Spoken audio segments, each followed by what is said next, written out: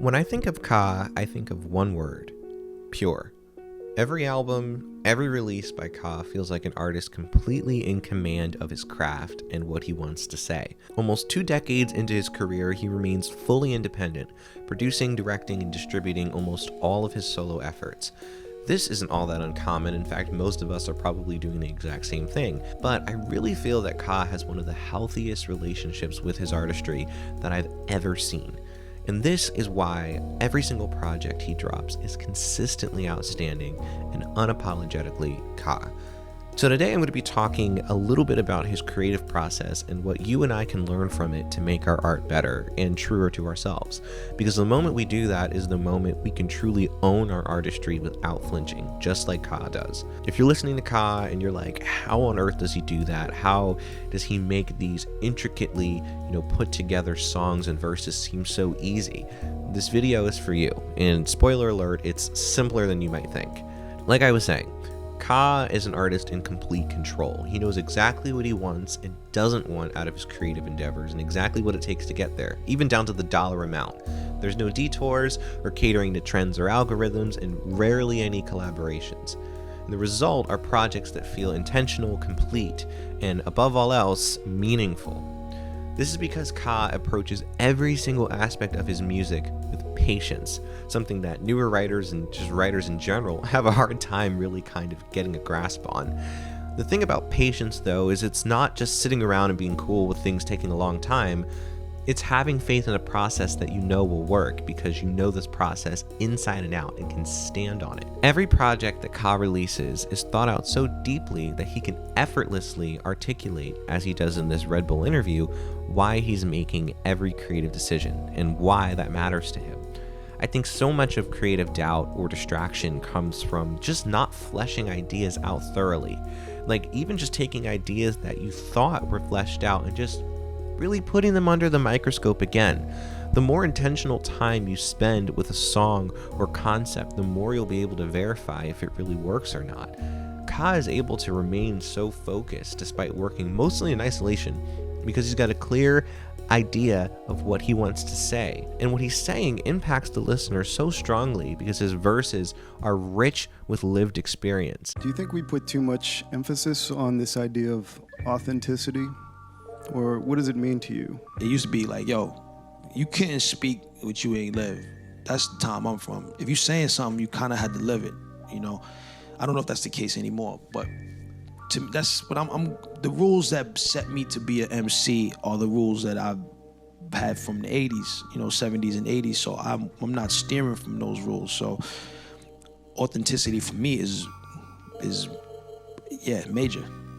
A very popular phrase and ideology is write what you know, and that's essentially what Ka is saying here.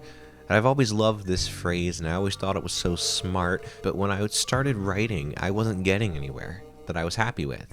And I realized it's because I didn't know as much as I thought I did. And I think newer writers, especially young writers like me, can struggle with this a lot.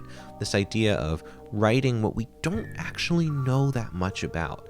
I'll use myself as another example. I have a story that, is in the works, right? But it previously really kind of explored death and grief a lot. But the issue is, I never personally experienced anything close to what I was writing about. There's nothing wrong with that on its face, but typically for a newer writer, it's virtually impossible to portray that with any real level of emotion and grit.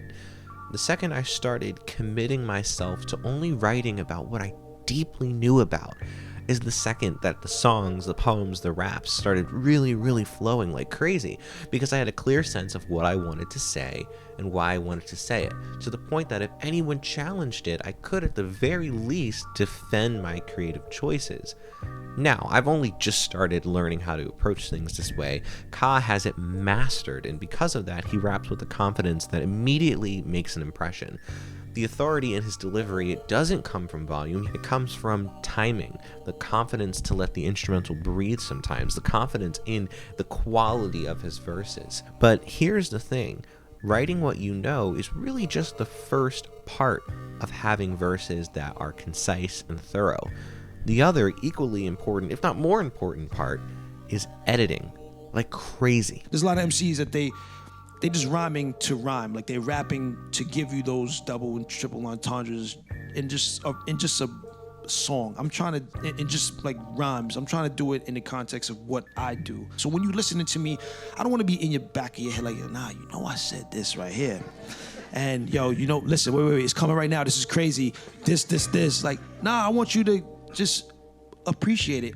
Hate it, love it, hate it, whatever, how it is, but I want it to unfold to you as it unfolds to you. The editing process is truly one of the keys to creating great art. And it's something that so many of us get wrong because we're not editing within the context of knowing what we want to say at a deep core level. Rhyme scheme, beat selection, vocal performance, concept, all these things are important, but if you don't edit your ideas and distill them down to the most potent and pure version of what you're trying to say, they won't have as much impact rhythmically or thematically. Now, that's kind of obvious, right? But still somehow, I think newer writers, I know myself, somehow we still don't edit enough. More importantly, I don't think that we ask the right questions when we're editing. We look at rappers like Ka and Billy Woods and Earl Sweatshirt, and it seems like they're so far ahead of where we could ever possibly be. But at the same time, it's like, are we putting in that time with our work? And if so, how are we using that time? Are we checking and double checking that every note, every tone in our tracks makes sense with the emotion that we're trying to convey? That every syllable has its own place and that every line has its own contribution to the narrative, and that the narrative itself is done justice. And I'm not just talking about doing all of these things for that song that you've written that hits, that that's your favorite song. I'm talking about giving the same treatment in the editing process to every track that you intend to share with an audience. That's how you get that consistency. Like, there's no such thing as a whack Earl Sweatshirt or Billy Woods or Ka verse, and it's because they bring that same intensity to every single track. And this is where it all circles back to patience. Resisting the urge to drop just to get that monkey off your back, or to get gratification, or to move on to a new idea before the current one is as good as you know it can be within your skills and resources. It's resisting the urge to modify or change your vision to be more palatable for other people if that's not 100% what you want. It takes a lot to be firm in that, and firm in yourself, to not get swayed by other people's successes and failures. But the way to stay centered artistically and really just personally is to know your center and to not deviate from it. Just use new information and experiences and influences as perspective that adds depth to what you're trying to do.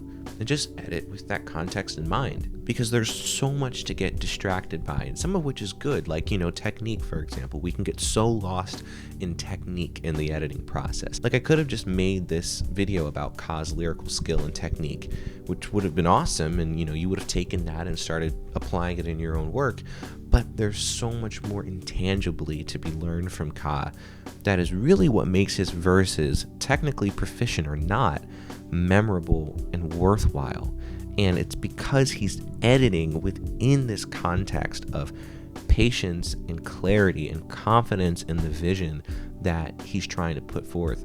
Having that patience that Ka has demonstrated in his creative process and his creative journey, having the discipline to kind of stick to exactly what it is you want to say and think about that on a really deep, almost kind of just like personal level of like, really, what do you want to share with the world? How do you want to represent yourself? Just challenge yourself the next time you go to write to kind of be like, is this exactly what I want it to be? And if not, what do I need to do to get to that point? Map it all out. Have a clear goal and don't compromise on that goal. And if you don't get distracted like most people do these days, you're gonna have art that stands out. It's only a matter of time. Let's keep talking about Ka in the comments. Have a great rest of your day. I will see you next time. This is Unknown Reviews. I'm Dylan, and yeah, bye. I've talked enough. Bye.